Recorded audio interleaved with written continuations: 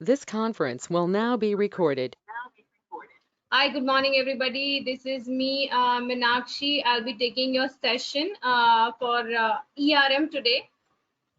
तो हमने आज डिस्कस हमने जो इंफॉर्मेशन कम्युनिकेट की थी, हमने इस वीक में दो करियर काउंसलिंग सेशन रखे थे. One was on 13th and the other one on 15th. जो 13th वाला सेशन था that was all about ACCA. हमने थोड़ा सा ब्रीफ लिया था ERM का. आज का जो सेशन है that is more of about ERM. Last में हम थोड़ी सी ब्रीफ लेंगे ACCA के बारे में. मुझे पता है कि बहुत सारे क्वेरीज, बहुत सारे क्वेश्चंस आते हैं जब आप अपने करियर को चूज करते हो. And I personally believe that because ये एक ऐसा डिसीजन होने वाला है जो इरिवर्सिबल डिसीजन होगा, क्योंकि आप जो यहाँ से चूज कर लोगे आने वाले 3 साल, आने वाले 5 साल आपने उसको दे दोगे, और उस डिग्री को देने के अलावा for life you are gonna be in that field only, क्योंकि आगे जाके फील्ड चेंज करना बहुत मुश्किल हो जाता है. It's not that easy. तो इट्स वेरी इंपॉर्टेंट कि आप इस लेवल पे बड़ा इन्फॉर्म डिसीजन लो. पहले आप पता करो कि क्या क्या करियर ऑप्शंस अवेलेबल है, what according to you, according to your aptitude is feasible, and उस हिसाब से अपना कॉल लो. Not because everybody is doing something, not because your family is pressurizing you to do, not because your friends are doing, but because you want to do it, right? So this is the exact idea due to which PFC has been organizing sessions. आने वाले हफ्ते में भी हमारे और sessions होंगे regarding the other small courses, which is personality development course, technical accountant course. All these courses वैसे हमारे ACCA Pro का ही हिस्सा होते हैं, लेकिन जो लोग ये प्रोफेशनल डिग्रीज में नहीं जाना चाहते, अदर कोर्सेज के बारे में हम नेक्स्ट वीक में डिस्कस करेंगे. So today we are going to discuss about enterprise risk management. But before we start off, I just want to give an introduction of PFC education, जिन्होंने ये session organise किया है. तो PFC education, मैं सबसे request करूंगी please if you can put your mics in mute mode. So PFC Education, जिसने ये सेशन ऑर्गेनाइज किया है, is the first ACCA learning partner of Rajasthan.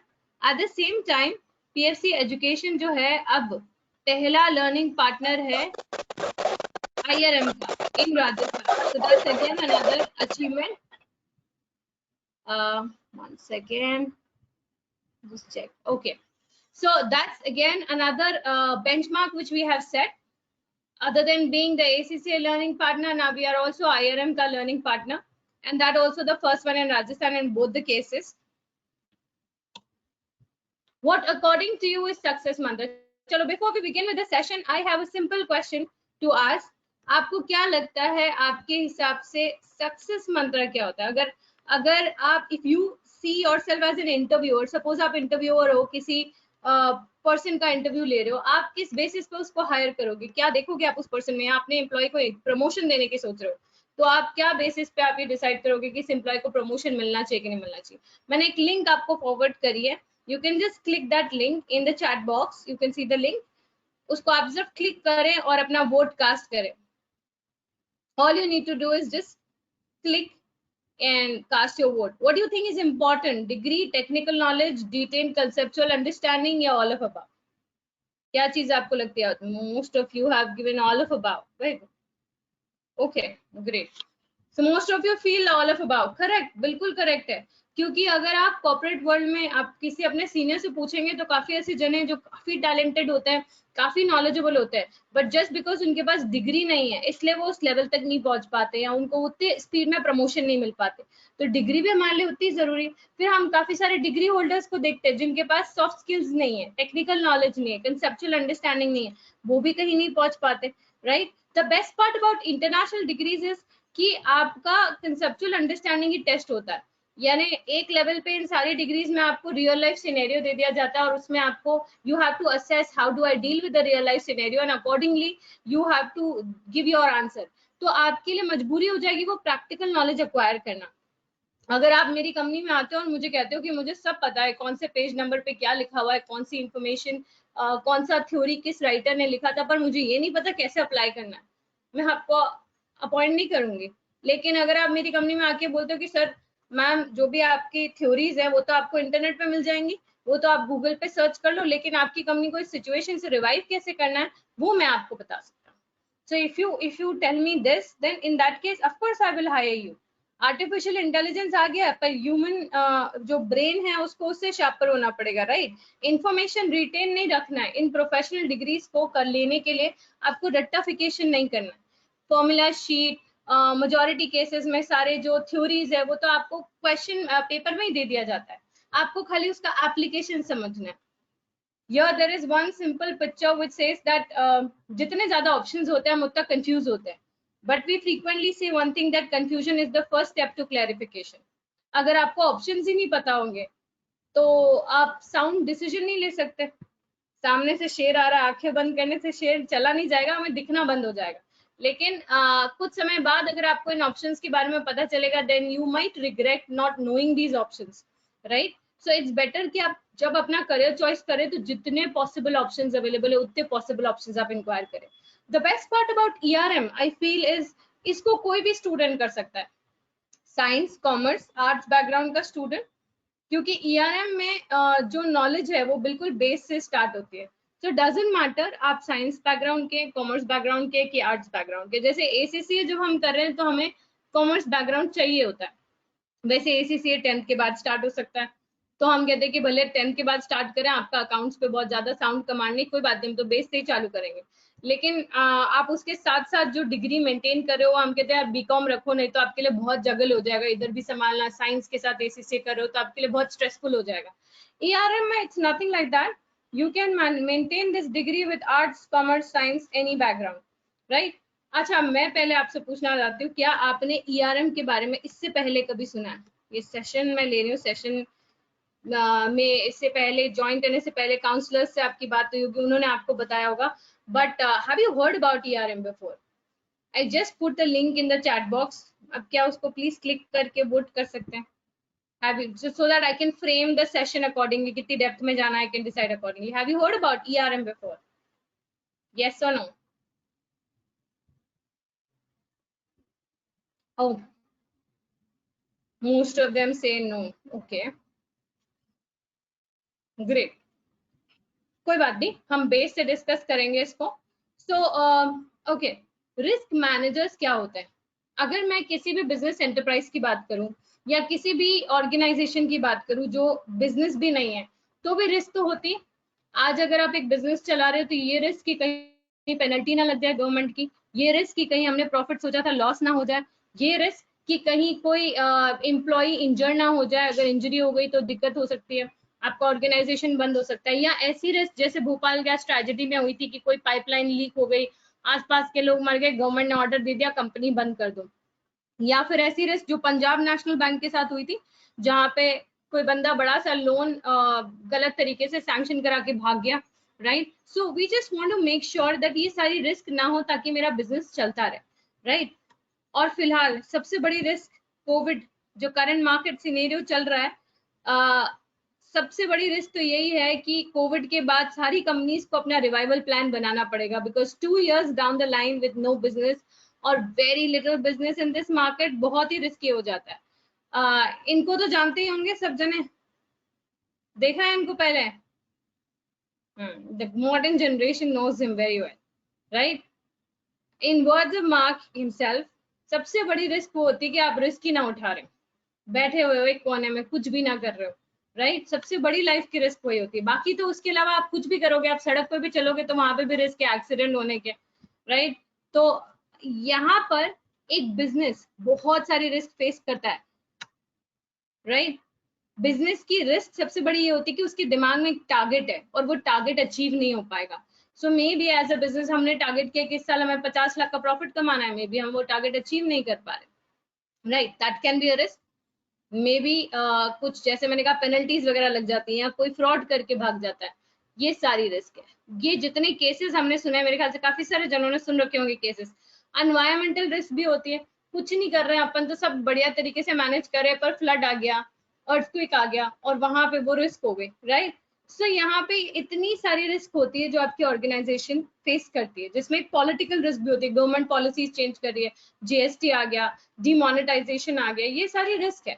अब रिस्क मैनेजर का क्या काम होता है? रिस्क मैनेजर रेगुलर बेसिस पे इन सारी रिस्क को एनालाइज करता है, समझता है कि बिजनेस क्या क्या रिस्क फेस कर सकता है और उस रिस्क को बचाने के लिए बजट सैंक्शन करता है। जैसे for example, I'll just give you a very basic example to make you understand exactly risk manager का काम क्या है.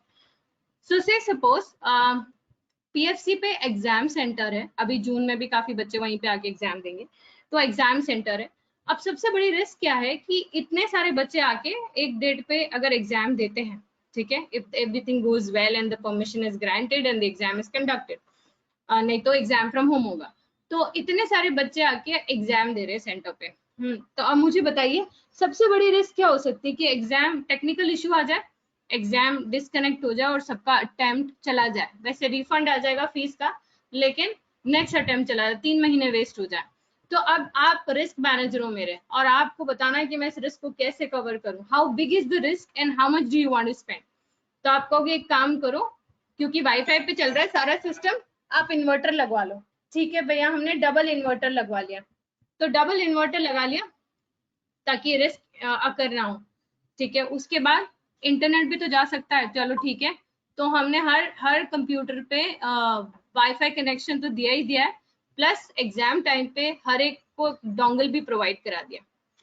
ठीक है, दैट्स अ डबल एक्सपेंस। अब उसके अलावा बच्चा बीमार पड़ जाए, अभी बच्चा बीमार पड़ जाएगा तो उसमें हम क्या कर पाएंगे, तो हमने एक इमरजेंसी मेडिकल किट रखा हुआ है, लेकिन फिर भी अगर कुछ होता है तो there is no other option but to call off the exam कि ऑफ कोर्स बच्चा बीमार हो रहा है, तो उस केस में हम आगे कुछ नहीं कर पाएंगे, we can just inform the parents and tell the kid to go and take rest, right. तो वहां पे कुछ रिस्क हम अवॉइड कर सकते हैं, कुछ रिस्क हम अवॉइड नहीं कर सकते।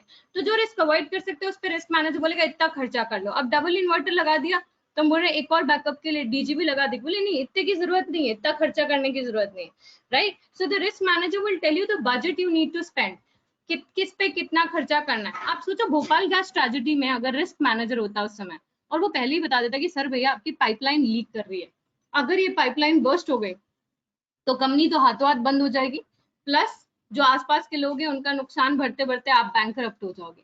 अगर पहले से ही फोर्सीन होता कि इतना बड़ा नुकसान हो सकता है तो उस पाइपलाइन पे अगर 100 करोड़ का भी खर्चा करना होता तो बहुत बड़ा एक्सपेंस या बजट नहीं होता। So this is the work और this is the task of risk manager कि वो रिस्क देखता है और उसके हिसाब से बजट एलोकेट करता है कि कितना एलोकेट होना चाहिए। हर company, every company which is listed SEBI के हिसाब से हर लिस्टेड कंपनी को रिस्क मैनेजमेंट डिपार्टमेंट होना कंपलसरी है। सारी मल्टीनेशनल कंपनीज जो है उनके पास रिस्क मैनेजमेंट डिपार्टमेंट होता ही होता है, वेदर दे आर लिस्टेड और नॉट लिस्टेड, राइट। ईआरएम एक ऑनगोइंग प्रोसेस है, तो ऐसा नहीं है कि आपने मैनेजर को अपॉइंट कर लिया, मैनेजर साल के बिगिनिंग में आया बजट बना के चला गया, नहीं, उसको कॉन्स्टेंटली वहीं पे रहना है। सबसे लैविश रिस्क मैनेजमेंट डिपार्टमेंट जो है वो ब्रिटिश पेट्रोलियम के पास है, and this was one of the reason why we introduce ERM. So why we introduced ACCA was, I think most of you know about me. After post my qualification, I went to UAE. मैंने Dubai में काफी साल काम किया था और उस समय जिन कंपनीज में मैंने काम किया था, I got in touch with lots of ACCAs. And this is how I got to know about ACCA myself कि अच्छा ऐसा कोई डिग्री होता है and easily one by one paper दे सकते हैं and all that. So this was one of the motivation to introduce ACCA in Udaipur. ERM की डिपार्टमेंट से I got in touch when I was working for British petroleum, क्योंकि British petroleum में काफी सारी mishaps हो चुकी हैं। उनका शिप उनका ऑयल फील्ड ऑयल स्पिल हो गया था मेडिटेरेनियन सी में, उसके अलावा काफी सारी और ट्रेजेडीज हो चुकी है जिसमें गवर्नमेंट ने काफी पेनल्टीज लाई है। तो इतना इतना एक्सप्रेस डिटेल उनका रिस्क मैनेजमेंट डिपार्टमेंट है कि रिस्क मैनेजमेंट डिपार्टमेंट बेसिकली यही थ्रू आउट द टाइम काम करता रहता है, साइट इंस्पेक्शन चेक करता है, लोगों से क्वेरीज मंगवाते हैं कि बताओ क्या रिस्क है, right. So this is how I got in touch with the ERM thing and this is how we were motivated to bring this here. The kind of work profile is very interesting. At the same time जो आपके packages हैं those are also very amazing. Packages के बारे में हम आने वाली slide में बात करेंगे। तो कौन कर सकता है ERM? तो अब ये क्यूरियोसिटी होगी कि मैम मैं 10th में हूँ, मैं 11th में हूँ या मैं ग्रेजुएशन में हूँ, can I do ERM? So first thing, ERM की जरूरत क्या क्या पड़ेगी, किसको किसको पड़ेगी? Do you know the profiles? कई बार हम काम सेलेक्ट कर लेते लेकिन हमको प्रोफाइल नहीं,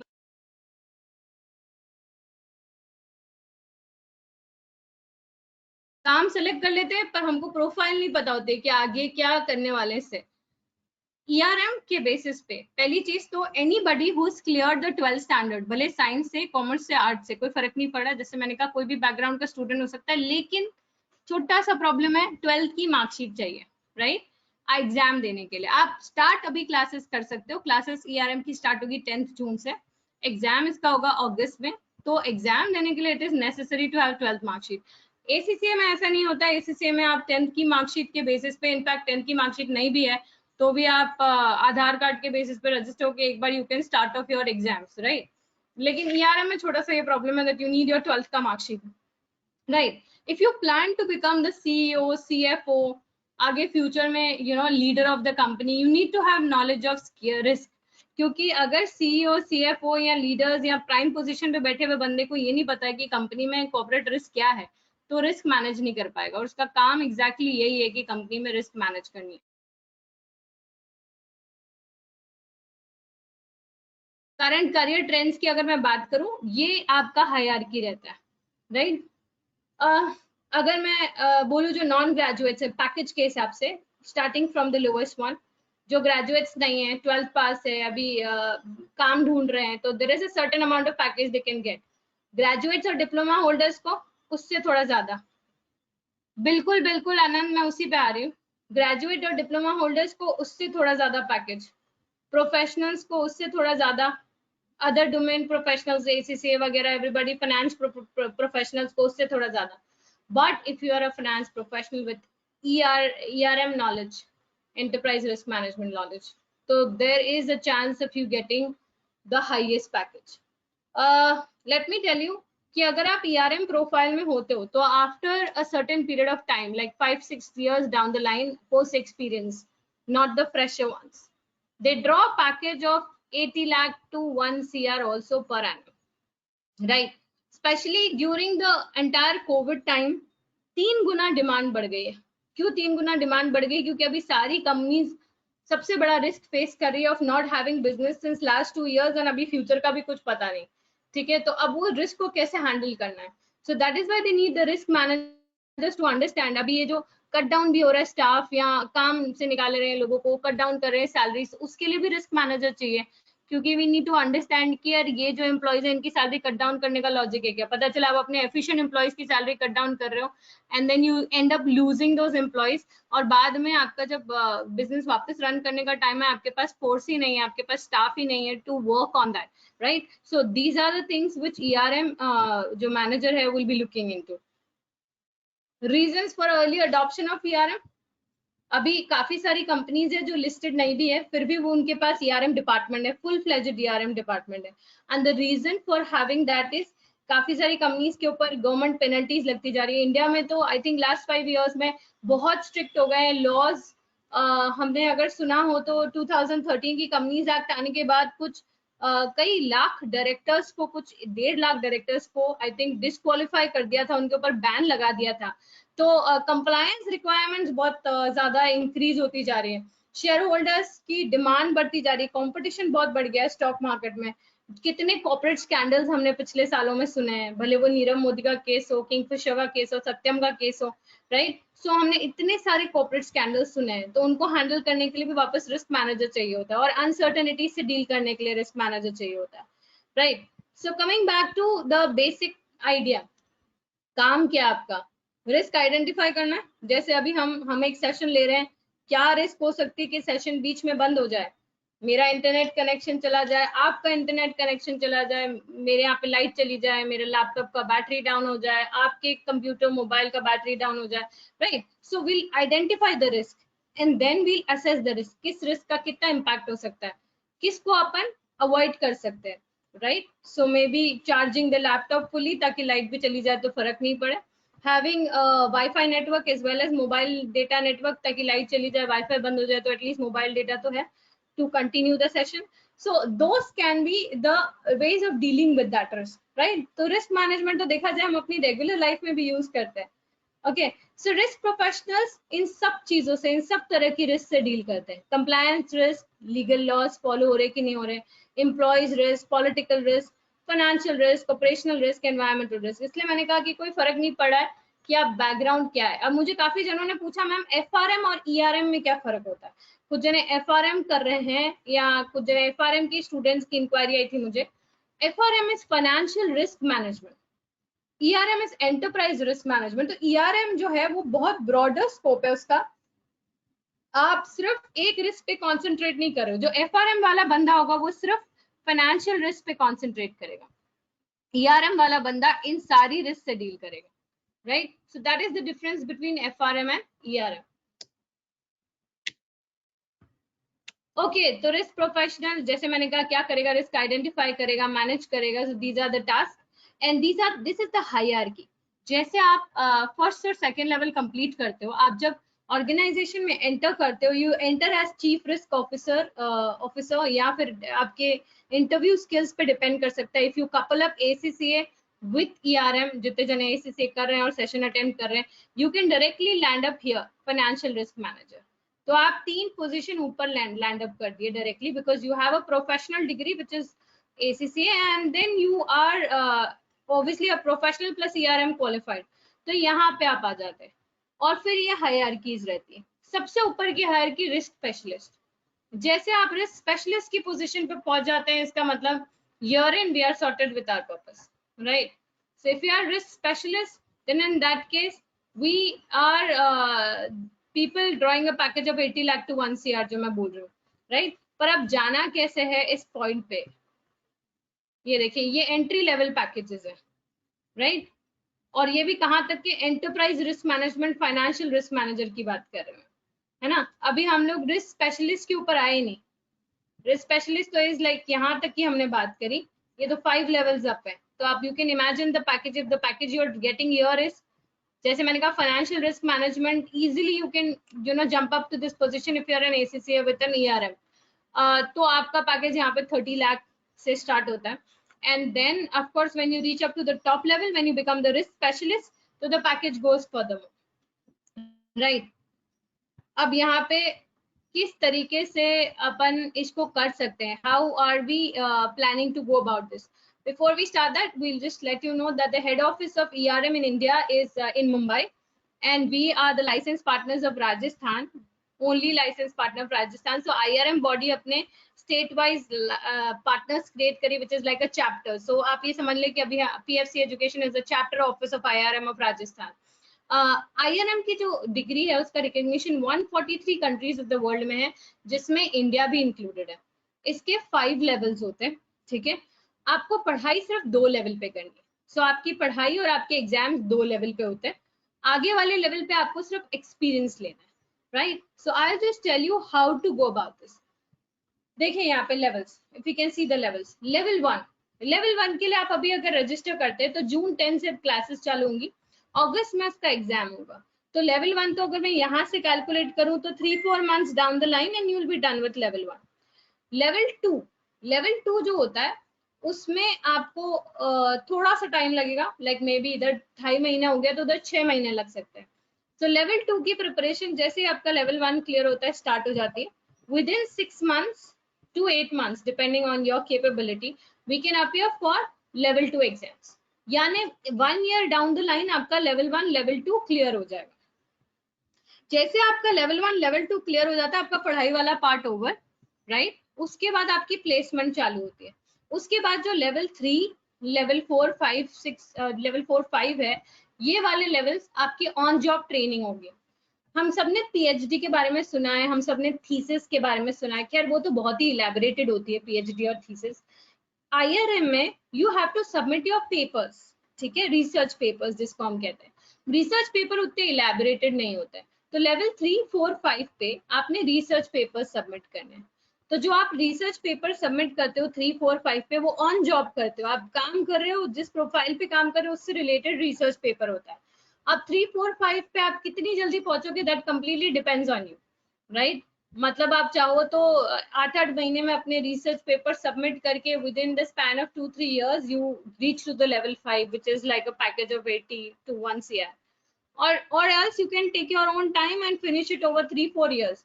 पर अगर जितने जने 12 के बाद प्लान कर रहे कि मैं MBA कर लूं, ये तो पक्की बात है कि अगर आप तरीके से करोगे तो MBA के एज तक आते आते आपका लेवल 5 हो जाएगा. MBA करने के बाद आपका पैकेज 20-25 हजार रहेगा, जो IRM का सेकेंड लेवल पे भी पैकेज नहीं है. सेकेंड लेवल के बाद भी उससे ज्यादा पैकेज है.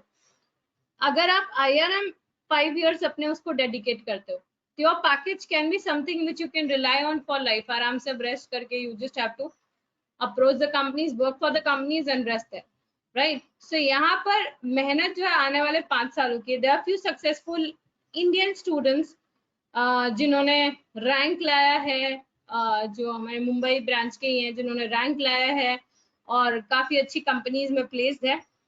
कृणाल की अगर मैं बात करूं तो ट्रेजरी डिपार्टमेंट में आनंद राठी में। आदित्य की बात करूं, if you see this on the screen, data analytics में है केपीएमजी में।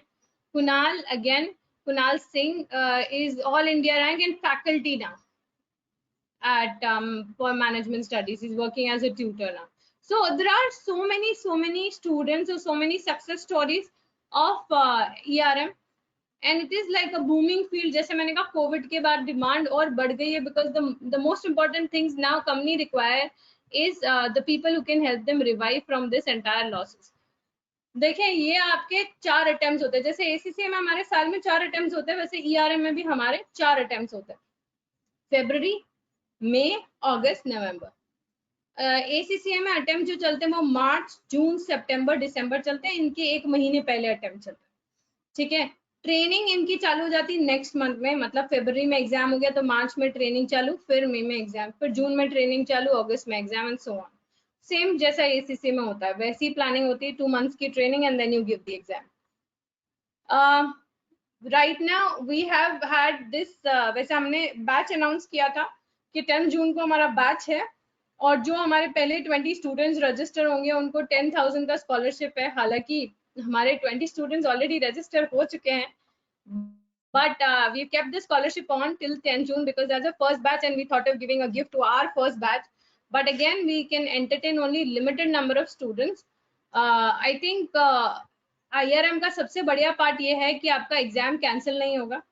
अगस्त तक मुझे नहीं लग रहा है कि लॉकडाउन वाली सिचुएशन कुछ नॉर्मल होने वाली है, तो अगर हम घर में बैठे हैं तो why don't you improve your skills, work for the classes, और अगस्त में एग्जाम देकर get your first level through, and then next exam you can plan in next year February, and 2 levels done, you're done with your IRM study, abhi khali experience lena hai, right? So that's one of the best part about it.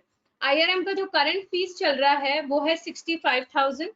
After getting the 65,000 includes everything, your registration, your exam fees, everything, right? You don't have to pay anything other than this for the level 1. But if you are planning to register now in a day or 2 till the time we close the batch, so aapko you can get a scholarship of 10,000 also, which is which means that you will register at 55,000 instead of 65,000, right? But the seats are limited, so I just want to pre-announce this. we are already full with the 20 student batch size, so seats jo extra hai wo limited hai. Once they are full, the scholarship will no longer be available, then you will have to register at the full price, which is 65,000. Okay, so this was all about ERM. Still you have any confusion? There was various students जिन्होंने मुझे curriculum course वगैरह के बारे में पूछा था, मैंने उनको WhatsApp पे पर्सनल मैसेज करके भेज दिया course details. So even if you are looking in for course detail, feel free to contact me. The contact number is right here on your screen, 9001010 That's the number. You can just WhatsApp me or text me that you need the material. I'll just send you a reply back. Okay, so there is another degree which again we are learning partners of, which is ACCA. मेरे ख्याल से ACCA के बारे में काफी जनों को पता होगा, Association of Chartered Certified Accountants. काफी जने इसको CA of UK कहते हैं. We call it Global CA because ये CA UK का CA है ही नहीं. UK में खुद का एक CA है, उधर का खुद का एक लोकल CA डिग्री है. जो ACCA फॉर्म हुआ था 1904 में फॉर्म हुआ था, और विद अ क्लियर आइडिया कि हमको एक ग्लोबल चार्टर्ड अकाउंटेंट चाहिए जो किसी भी कंट्री के अकाउंट्स को फ्रेम कर सके और सारी कंट्रीज को एक अकाउंटिंग स्टैंडर्ड पे ले आए। क्योंकि उस समय इंडिया में मेंटेन होते थे बही खाते, जो यूएस यूके ये कंट्रीज में अलग तरह का अकाउंटिंग सिस्टम होता था, तो किसी भी अगर यूएस कंपनी को इंडियन कंपनी के साथ ट्रेड करना है तो उसके अकाउंट्स देखकर वो समझ ही नहीं पाएगी कि चल क्या रहा है। तो ये पर्पस था एसीसीए का कि अगर सब एक जैसे अकाउंट्स बनाए तो it can be use like a coding language, कि हम किसी का अकाउंट्स देखकर ही समझ पाएंगे कि अच्छा ये चल रहा है। काफी जने सीए को एसीसीए से कंपेयर करते हैं और काफी क्वेरीज और कॉल आती है कि मैम आप बताएं सीए बेटर है कि एसीसीए बेटर है। मैं कहती हूँ कि मैं तो ये भी नहीं बता सकती कि सीएमए बेटर है कि सीए बेटर है, या सीएस बेटर है कि सीए बेटर है, या डॉक्टर बेटर है कि इंजीनियर बेटर है, right? It's like comparing to different sides. CA का स्पेशलाइजेशन एरिया बिल्कुल अलग है। सीए टैक्स और ऑडिट में स्पेशलाइज करता है, ACCA अकाउंटेंसी इंटरनेशनल टैक्सेशन में स्पेशलाइज करता है। ACCA CA का काम नहीं कर सकता, उसी तरीके से CA भी ACCA का काम नहीं कर सकता, क्योंकि दोनों डिफरेंट डिग्री ऑफ स्पेशलाइजेशन। जिस तरीके से एक डॉक्टर इंजीनियर का काम नहीं कर सकता और इंजीनियर डॉक्टर का काम नहीं कर सकता। हाँ, ऑफ कोर्स समझाने के लिए हम इसको बेस जरूर लेते हैं, क्योंकि कॉमर्स के काफी सारे स्टूडेंट्स को ऐसा लगता है कि हमारे पास एक ही करियर ऑप्शन है, which is bright career option CA। तो इसके लिए हम कभी कभी एक्सप्लेन करने के लिए थोड़ा कंपैरिजन करते हैं, but that doesn't mean that ये CA के बराबर है या ये CA डिग्री है, because they are two different degrees. मुझे किसी ने ये भी बोला था कि ACCA जो है वो गवर्नमेंट फील्ड्स में नहीं जा सकते, तो मैं आपको बता दूं CA भी गवर्नमेंट फील्ड्स में नहीं जा सकते। गवर्नमेंट के मेजॉरिटी डिग्रीज के एंट्रेंस एग्जाम होते हैं, तो भले आप CA हो ACCA हो, आपको वो एग्जाम्स राइट करने ही पड़ेंगे, राइट। और अगर आप कहीं गवर्नमेंट फील्ड में जाने की सोच रहे हो, यानी अगर आप चाहते हो कि मेरे को तो गवर्नमेंट के लिए काम करना है, तो आपको CA भी नहीं करना चाहिए, ACCA भी नहीं करना चाहिए, कोई और प्रोफेशनल डिग्री नहीं करनी चाहिए। You should rather be preparing for government exams. We all have different interest areas, which is completely okay, है ना।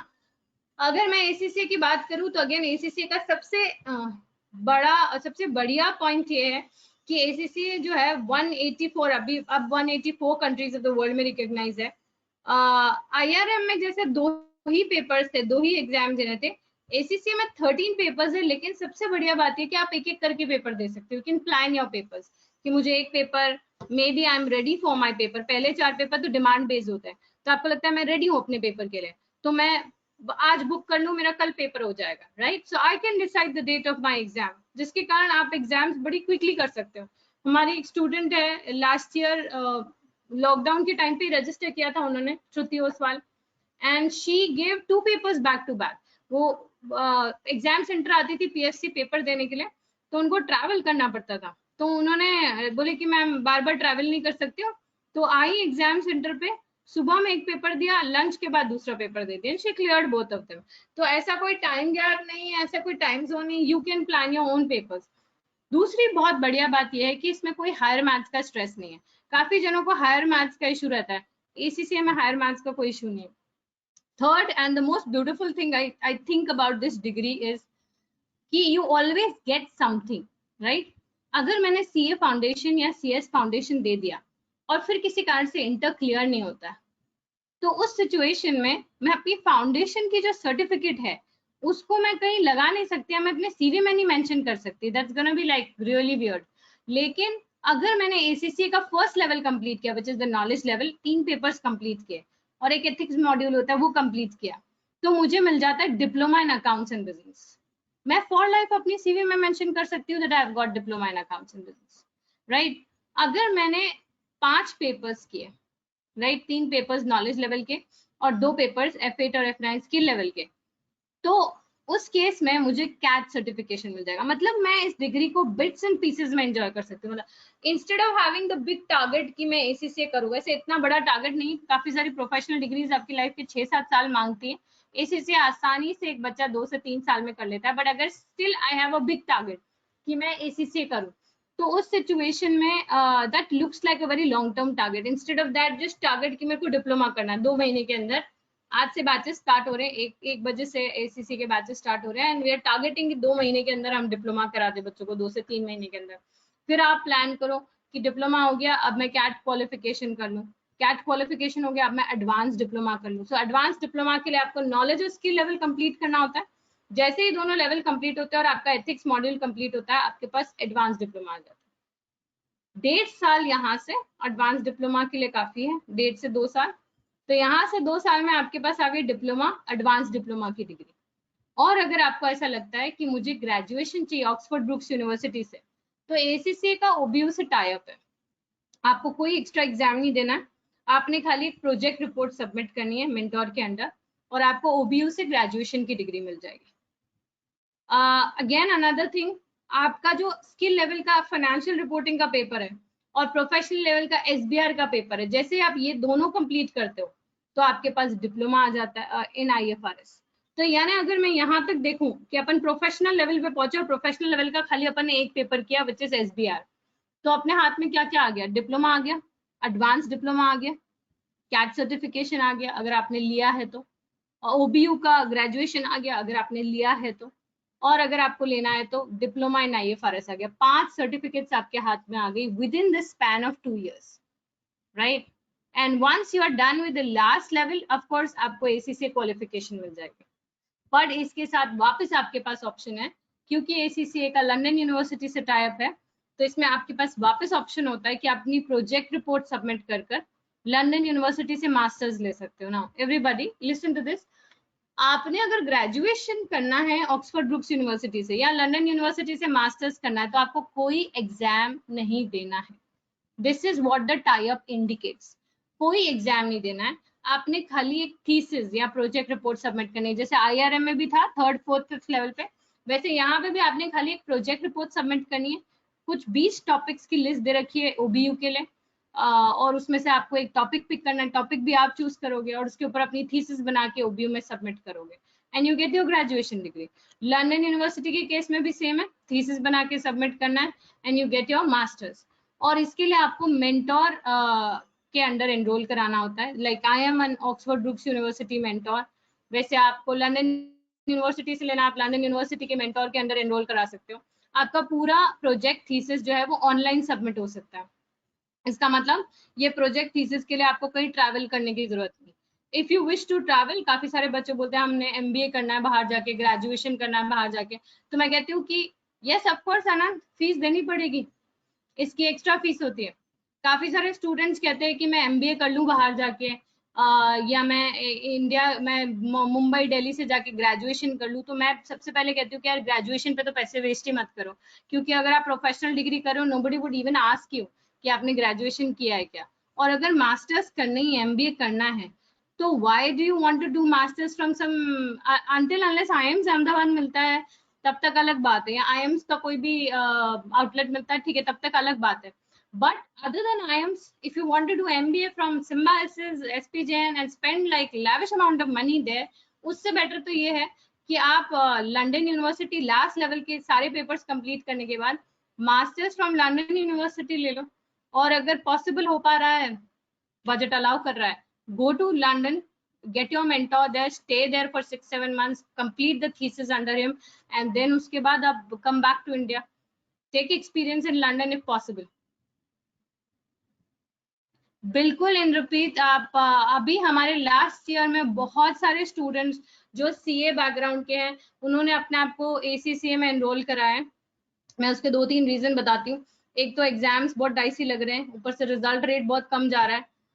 तीसरा सबसे बड़ा एडवांटेज है कि आज CA स्टूडेंट आपको बहुत सारे एग्जाम्शंस मिल जाते हैं। क्या आपका ग्रेजुएशन कंप्लीट है इंद्रप्रीत? क्या आपने ग्रेजुएशन कर लिया? चिरंजय, इंटरनेशनल वोकैब में ना सबको BSc कहते हैं, विच डजंट मीन हमारे यहाँ पे BSc का मतलब होता है बैचलर ऑफ साइंस, लेकिन उधर सब जगह BSc कहते हैं graduation. BSc means graduation, right. अगर आपका ग्रेजुएशन कंप्लीट है इंद्रप्रीत, तो आपको 4 एग्जाम्शन मिल जाते हैं। कौन से पेपर्स हैं मैं स्क्रीन पे आपको बता देती हूँ। देखिए ये जो पेपर्स है F1 F2 F3 knowledge level, okay, और यहाँ पे, और अगर आपने IPC, यहाँ पे 4th पेपर ये वाला कॉर्पोरेट लॉ वाला, अगर आपने IPCC दिया लेकिन आप क्लियर नहीं हुए IPCC में, पर आपका टैक्स का और ऑडिट के पेपर में आप 40-40 ले आए, ये देखिए F6 का जो पेपर दिख रहा है टैक्स का और ये ऑडिट का पेपर। अब इनको F6 F1 F2 F3 नहीं बोलते, क्योंकि पहले स्टूडेंट बहुत कंफ्यूज हो जाते थे कि अच्छा ये ऑर्डर दे रखा है मतलब इसी ऑर्डर में पेपर करना है, आप किसी भी ऑर्डर में पेपर कर सकते हो, तो इसलिए उन्होंने ये टर्म ही हटा दिया। But just for our reference, ये जो टैक्सेशन पेपर है और ये जो ऑडिट एश्योरेंस पेपर है, अगर आपके CA के इंटर के एग्जाम में आपने ऑडिट में किसी भी अटेम्प्ट में, भले उस अटेम्प्ट में आप फेल भी हो गए, पर किसी भी अटेम्प्ट में आपने 40 लाया, और अगर टैक्स में आपने 40 लाया, तो आपको ये दोनों पेपर एग्जाम हो जाए। और अगर आप अभी एनरोल करते हो ACCA के लिए और आपका नेक्स्ट ईयर ग्रेजुएशन होने वाला है, लेकिन आपकी IPCC की मार्कशीट में ये एग्जाम्प्ट है, तो आप एक बार अपने आप को एनरोल करा के बाकी पेपर्स क्लियर करना चालू कर सकते हो, which is PM, F5 paper, FR paper और FM पेपर। और जब आपका ग्रेजुएशन कंप्लीट हो जाएगा तब बाकी उसे एग्जाम्शन ले लेना। That's one way out, you can do that, right. Oxford Brookes University की डिग्री के लिए अलग से डिटेलिंग होती है। Once you get on to this level we'll advise you, अलग से फीस भी होती है। फीस वगैरह सब साइट पे मेंशन्ड है क्योंकि वो जीबीपी में होती है, और फिर आपके मेंटोरशिप फीस होती है जो मेंटोर आपसे चार्जेस लेता है, तो दैट्स द ओनली फीस। बट अगर मैं आपको एक रैंडम आइडिया लूँ, if you want to know the budget, then it's gonna be less than 1 lakh, जिसमें आपको ऑक्सफोर्ड ब्रुक्स यूनिवर्सिटी की ग्रेजुएशन डिग्री मिल जाएगी, which is like whopping surprise, because आप ओबीयू की नॉर्मली जाके ग्रेजुएशन लेने जाओगे, आप ओबीयू छोड़ो, आप डीयू यूनिवर्सिटी में, काफी जनों ने 12th के बाद पता किया होगा रजिस्टर कराने के लिए, तो आप डीयू यूनिवर्सिटी में 3 साल की ग्रेजुएशन करते हो, जिसका ओबीयू यूनिवर्सिटी के कंपैरिजन में उतना वैल्यू, ऑफ कोर्स वैल्यू है पर उतना वैल्यू नहीं है, तो आप वहां पे भी जाते हो तो भी आपका खर्चा आराम से 8 लाख तक का हो जाता है, 8-10 लाख तक का, if you go there, stay there, you know, more than that, maybe more than that, right, depending on the college you opt for। तो अगर 1 लाख में मुझे ग्रेजुएशन मिल रहा है, वो भी ऑक्सफोर्ड ब्रुक्स यूनिवर्सिटी से, वो भी बिना कोई एग्जाम दे, खाली प्रोजेक्ट रिपोर्ट सबमिट करके, it's like a very good thing, a very budgeted option which I can get in my I can get my CV highlighted with। Okay, now as far as ACCA is concerned, world की 3rd rank professional body है, हमारा खुद का campus placement है, so you need not worry about that. ACCA का खुद का campus placement होता है, ACCA वर्चुअल कैंपस प्लेसमेंट्स कराता है हर थोड़े समय में बाद, और उसके अलावा सारे रजिस्टर्ड स्टूडेंट्स को डिटेल भेजता रहता है। Good morning. उसके अलावा सारे रजिस्टर्ड स्टूडेंट्स को डिटेल भेजता रहता है as to the campus which are available. Plus PFC ने खुद का एक स्मॉल टाउन कैंपस डेवलप किया, क्योंकि हमारे काफी सारे बच्चे जिनको ऐसा लगता है हमको बहुत दूर नहीं जाना, हमको मुंबई दिल्ली नहीं रिलोकेट होना, तो ट्रेनिंग कैंपस प्लेसमेंट जो हमने डेवलप किया वो जोधपुर, उदयपुर और अहमदाबाद में। लास्ट ईयर लॉकडाउन पीरियड में जब सब आर्टिकल्स अपनी जॉब लूज कर रहे थे, सब ट्रेनीज अपनी जॉब लूज कर रहे थे या जीरो स्टाइपेंड पे काम कर रहे थे, तब हमने 40+ बच्चों को प्लेस कराया है इन कंपनीज में at a package which is ranging from 18,000 to 35,000। ये आर्टिकलशिप पैकेज है। तो कुछ जने सीए बैकग्राउंड के भी हैं जो मेरे साथ इस सेशन में जुड़े हुए हैं, तो अंडरस्टैंड दिस, ये आर्टिकलशिप पैकेज है। और हमारे सीए बैकग्राउंड के बच्चों को क्या आर्टिकलशिप पैकेज मिलता है, 1500 से लेकर 2000, और कुछ केस में कुछ भी नहीं मिलता। मैम एसीसी कोर्स में टोटल कॉस्ट कितनी आती है? लगभग जो टोटल कॉस्ट इंद्रप्रीत एसीसी में आती है, अगर आप एग्जामिशन लेकर आगे जा रहे हो तो आई थिंक 3 to 3.5 लाख में हो जाएगा, right, at an average approximate cost की मैं बात कर रही हूँ। ऑफ कोर्स अगर मैं सीए से कंपेयर करूँ तो सीए में आपको पता भी नहीं चलता, आपका 5-6 लाख का एवरेज खर्चा हो जाता है। फाइनल की कोचिंग है आपकी 1-1.5 लाख 2 लाख की हो जाती है, तो इसमें सब कुछ आ गया आपका, classes, books, everything, which is again as I said that because it's a small town wing or India office, so that's why it is very budgeted, and plus time value of course। CA आप करोगे 7-8 साल में, आप ये complete कर लोगे 3 साल में या 2-2.5 साल में, आप प्लेसमेंट पे भी लग जाओगे, स्टार्ट अर्निंग मनी, तो आपका वहां पे भी कॉस्ट बेनिफिट अगर देखा जाए तो टाइम बहुत इंपॉर्टेंट हो जाता है, right, and plus the diplomas and all, correct Anand, thank you। yes, because at every level you're getting diploma, so if you're struggling with your inter, अगर वही आपने ACCA में फाउंडेशन किया तो एटलीस्ट डिप्लोमा आ जाती है हमारे हाथ में, तो हम सीवी में मेंशन कर सकते हैं। Right now we can not mention in our CV कि हमने सीए फाउंडेशन किया है, so that's one plus add on advantage for ACCA I feel we have. Plus PFC के बारे में थोड़ा बता दूं तो जैसे मैंने कहा फर्स्ट लर्निंग पार्टनर है ACCA का, राजस्थान में गोल्ड लर्निंग पार्टनर है।